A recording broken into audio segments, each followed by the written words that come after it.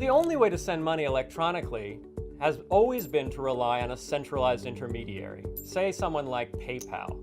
And what PayPal does is it keeps track of the amount of money that I have in my account, say I loaded it from my bank account or I got paid by another PayPal user, and then PayPal lets me send the money I have, won't let me send more money than I ever have, and will tell somebody else whether they've received money from me. PayPal just keeps this ledger of transactions. So with PayPal, there's one ledger and it's held by a company, PayPal. In the Bitcoin network, that ledger is distributed across every participant.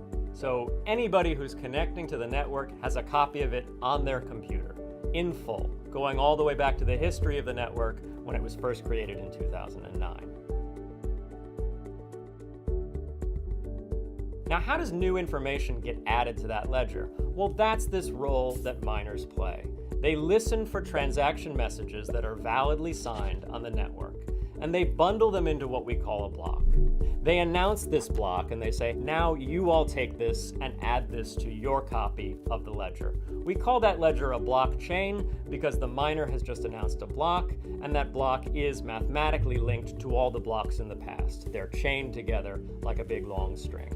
What they're doing is providing a public good. They're relaying transactions, validating signatures, putting them into a block, adding that block to the blockchain and distributing that to all the people on the network. They're given a reward by the network for performing this public good.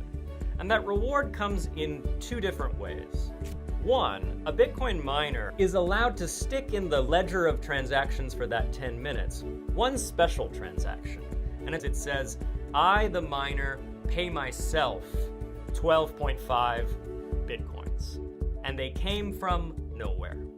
This is the only time on the Bitcoin network that anyone is allowed to ever have a transaction that didn't have any inputs, that literally created money out of thin air. At some point, somebody started calling this activity of getting new Bitcoins by providing this public good on the network mining. It's like digging into the side of a mountain and getting gold.